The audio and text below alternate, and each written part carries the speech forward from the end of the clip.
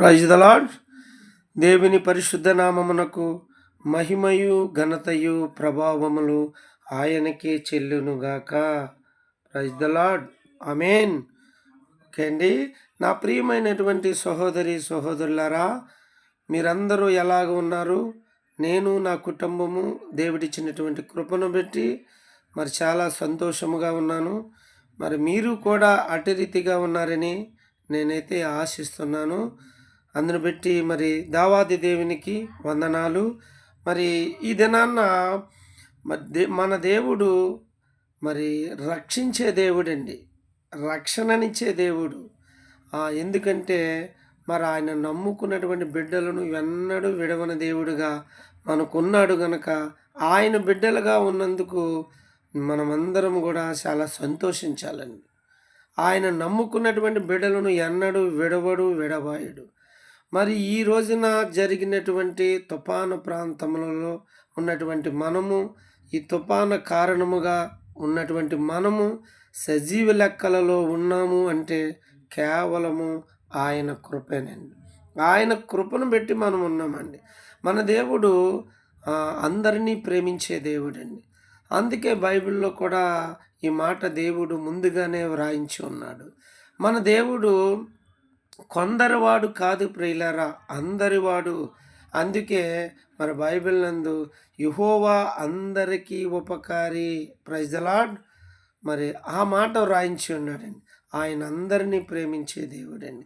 గనుక అలాంటి దేవునిని మరి పొందుకొని ఉన్నందుకు మనం ఏమి చేయాలంటే మనము మన యొక్క మనస్సును దేవుని మీద పూర్తిగా ఆనుకొని ఉండాలండి. ఆనుకొని ఉంటే ఏంటండి, ఆయన మనలనందరినీ కూడా పూర్ణ శాంతులుగాను చేస్తాడంటండి. అంటే ఈ భూమి మీద ఏది కొదువు లేకుండా పూర్ణ శాంతులుగాను ఆరోగ్యవంతులుగాను చేస్తాడంటండి. కొదువు అనేది ఉండదు. కాబట్టి మన మనస్సు ఎవరి మీద ఆనుకొని ఉండాలంటే దేవుని మీద ఆనుకొని ఉన్నప్పుడు ఈ మాట నా సొంతంగా తెలియజేసింది కాదు ప్రియులారా. యెషయా గ్రంథము 26 అధ్యాయంలో 3వ వచనాన్ని మనం చదివి ధ్యానించినట్లయితే ఈ మాట మరి దేవుడు ముందుగానే మన కోసం వ్రాయించి ఉంచాడండి. ఎందుకంటే ఇలాంటి తుఫాను లాంటి ఎన్నెన్నో తుఫానులు ఒడిదొడుకులు ఈ భూమి మీద అనేకమైన సార్లు మనకు వస్తాయని దేవాది దేవునికి ముందే తెలుసు ప్రియులారా. అందుకే ఈ మాట రాయించాడు. కాబట్టి మన మనస్సు దేవుని మీద ఆనుకొని ఉంటే మనల్ని పూర్ణ శాంతులుగాను చేస్తాడంటండి. ఎలా అనగా ఆయన యందు విశ్వాసం ఉంచాలంటండి. విశ్వాసము అనగా ఒక నమ్మకం అండి. ఎలాంటి నమ్మకం అంటే దేవుడు నా పక్షాన ఉన్నాడు. ఎన్ని కష్టాలు వచ్చినా, ఎన్ని ఇరుకులు వచ్చినా, ఎన్ని ఇబ్బంది వచ్చినా నా వెనుక బలమైనటువంటి దేవుడు ఉన్నాడని విశ్వసించాలంటండి. మరి అలా విశ్వసించినప్పుడు మనకి ఏది కూడా ఆయన సమస్తమును ఎరిగినవాడు గనుక మనకి ఎటువంటి ఇరుకులు ఇబ్బందులు రాకుండా చేయగలిగినటువంటి శక్తిమంతుడు మన దేవుడండి.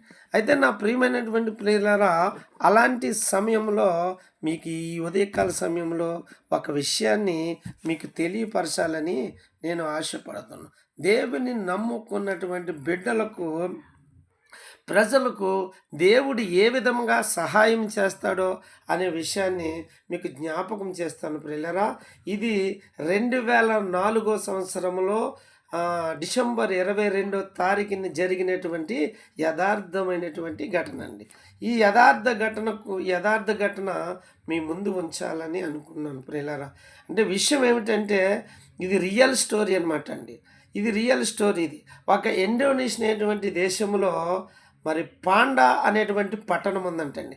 ఆ పాండా అనేటువంటి పట్టణంలో మూలా అనేటువంటి గ్రామం ఉందంట ప్రియులారా. ఆ ఇండోనేషియా దేశం అంతా కూడా విగ్రహారాధనతోటి పూర్తిగా నిండి ఉన్నదంటండి. అక్కడ మొత్తం అన్యులే కనిపిస్తారు. కానీ అక్కడ మన దేవుని నమ్ముకున్నటువంటి బిడ్డలు చాలా బహు తక్కువగా ఉంటారంటండి. వారు మూల అనేటువంటి ప్రాంతంలో వారు చిన్న మందిరం ఏర్పాటు చేసుకొని ఆ దేవునిని ఆరాధిస్తూ ఉండేవారంటండి. ఒకానొక సమయంలో మరి డిసెంబర్ 22వ తేదీన వారు నా ప్రభు అయినటువంటి యేసుక్రీస్తుల వారు మరి యేసుక్రీస్తుల వారికి క్రిస్మస్ ఘనంగా చేసుకునటానికంటండి వారు సిద్ధపడ్డారంట ప్రియులారా. వారు సిద్ధపడితే మరి ఏదైనా దేవుని కార్యక్రమం చేసినప్పుడు మరి ఆ ఊర్లో ఉన్నటువంటి గ్రామ పెద్దల దగ్గర పర్మిషన్ తీసుకోవడం మరి క్రైస్తవ బిడ్డలకు ఉన్నటువంటి ఆచారం ప్రియులారా. అది మర్యాద కూడాను. అయితే అటు రీతిగానే వారు గ్రామ పెద్ద దగ్గరికి వెళ్ళినప్పుడు అతను వారికి సపోర్ట్ చేయలేదంటండి. చేయకపోతే మరి మూల అనేటువంటి పట్టణంలో మరి అలా కొన్ని గ్రామాలకు కలిసి ఒక మండల ప్రెసిడెంట్ ఎలా ఉంటారు కదా! వారి దగ్గరికెళ్ళి పర్మిషన్ తీసుకుందామని ఈ సంఘస్థులందరూ కూడా అక్కడికి వెళ్ళారంట ప్రియులారా. ఆ మూలా పట్టణంలో ఉన్నటువంటి ప్రెసిడెంట్ దగ్గరికి వెళ్తే అతడు ఎందుకు వచ్చారని అడిగినప్పుడు, ఇలాగ నా ప్రభు అయినటువంటి యేసుక్రీస్తుల వారు జన్మదిన వేడుకగా మేము 22వ తారీఖున క్రిస్మస్ చేసుకుంటున్నామని చెప్పగానే, అతడు ఆ పట్టణంలో ఉన్నటువంటి పట్టణాధికారి ప్రెసిడెంట్ అన్నాడంటండి, "మీరు మీరు మీరు ఆదివారము ఆరాధన చేయటమే మాకు చాలా ఇబ్బందికరంగా ఉంటుంది. గనుక మాకు ఇబ్బందికరంగా ఉంటుంది గనుక మరలా మీరు పెద్ద పెద్ద సౌండ్లు పెట్టి మీరు ఈ క్రీస్తుని యొక్క జన్మదిన వేడుక జరుపుకుంటే మాకు చాలా కోపం వస్తుంది. మాకు చాలా ఇబ్బందికరంగా ఉంటుంది. గనుక ఇటువంటి పనులు మీరు ఎన్నడూ చేయొద్దని చెప్పాడంటండి. చెప్పగానే సేవకులు ఆ పక్కకెళ్ళి ప్రార్థన చేసుకొని, "దేవా! నీ యొక్క ఘనమైన వేడుకను మేము చెయ్యాలని అనుకున్నప్పుడు, ఈ సాతానుడు మాకు అడ్డంగా వస్తున్నాడని" ప్రభువు మీద ఆనుకొని ప్రార్థన చేశారంటండి. ప్రార్థన చేయగానే చేసి మరలా ఆయన దగ్గరికెళ్ళి అడిగారంటండి. అడిగినప్పుడు అతను కొంచెం చిరాకుగా మాట్లాడి, "సరే గాని అయితే ఒక పని చేయండి మీరు. ఈ ఊరికి సంబంధం లేనటువంటి ఎక్కడో దూరముగా ఉన్నటువంటి ఆడ కొండ మీదకి వెళ్ళి మీ యొక్క క్రీస్తు పండుగ జరుపుకోండని" పర్మిషన్ ఇచ్చాడంటండి ప్రియులారా. Praise the lord. పర్మిషన్ ఇవ్వగానే వారందరూ కలిసి ఒకే ఒక నిర్ణయం తీసుకున్నారంటండి. ఎక్కడైనా మనం ఏ స్థితిలో ఉన్నా, ఎక్కడైనా సరే, ఏ స్థలంలో ఉన్నా సరే, మనం దేవుని ఆరాధించడమే మనకున్నటువంటి ఉద్దేశం గనక ఎక్కడైనా పర్వాలేదు, క్రిస్మస్ అక్కడే జరుపుకొచ్చని వారందరూ కూడా కొండ మీదకి ఎక్కి కొండ మీద ఘనముగా ప్రభువుకి ప్రార్థనలు చేస్తూ మరి వారి ఘనంగా క్రిస్మస్ జరుపుకుంటున్నారండి ప్రియులారా. ఈ సమయంలో మరి వారు ఎత్తైన ప్రదేశాల్లో ఉన్నారు గనక, అదే సమయంలో ఘోరమైనటువంటి మరి ముంతా తుఫాను లాంటి ఒక పెద్ద తుఫాను వచ్చి, ఆ గ్రామాలన్నీ కూడా కొట్టుకొని పోయాయంటండి. Praise the lord. కొట్టుకొని పోనప్పుడు నా ప్రభువు మీద ఆనుకొని ఉన్నటువంటి బిడ్డలైనటువంటి క్రైస్తవ బిడ్డలు కొండ మీద దేవుని ఆరాధిస్తున్నారు గనక, ఆ దేవుని నమ్ముకున్నటువంటి బిడ్డలు, దేవుని మీద ఆనుకొని ఉన్నటువంటి బిడ్డలు ఎవరైతే ఉన్నారో వారందరూ క్షేమముగా ఉన్నారంటే ప్రియులారా. Praise the Lord. నిజముగా అండి, నేనైతే ఈ విషయాన్ని వినగానే చాలా సంతోషించాను. కాబట్టి మరి దేవుని నమ్ముకొని ఉంటే చూడండి వీరు ఎలా రక్షించబడ్డారో. ఆ గ్రామాలన్నీ కూడా ఈ ముంతా తుఫాన్ లాంటి తుఫానికి కొట్టుకొని పోయాయి. ఎవరు బ్రతికేరు, ఎవరు సజీవులుగా ఉన్నారంటే సజీవుడైనటువంటి దేవుని నమ్ముకున్నటువంటి దేవుని బిడ్డలు సజీవులుగా ఉన్నారు. అందుకే దేవుడు సజీవులే కదా అంటాడు. అవును ప్రియులారా, వారినందరినీ సజీవ లెక్కల్లో ఉంచాడు. కానీ అక్కడ ఆ ప్రాంతంలో ఉన్నటువంటి వారందరికంటే దేవుని మీద ఆనుకున్నటువంటి బిడ్డలే మరి క్షేమంగా ఉన్నారు. గనుక మరి ఉదయకాల సమయంలో మీ అందరికీ తెలియజేయవలసిన విషయం ఏమిటంటే, దేవుడు ప్రేమించే దేవుడండి. మనం ప్రేమించాలి.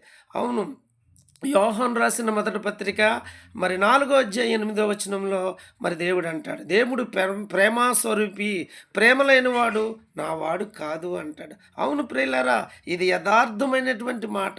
ఇది ఖచ్చితంగా మనం నమ్మవలసినటువంటి మాటే. చూడండి, అక్కడ ఈ మూల ప్రాంత వాసులందరూ దేవుని నమ్మారు, దేవుని ఆనుకొని ఉన్నారు. కానీ దేవుని ప్రేమించారు గనుకనే, దేవుని మీద ఆనుకొని ఉన్నారు గనుకనే ఆళ్ళు రక్షించబడ్డారు.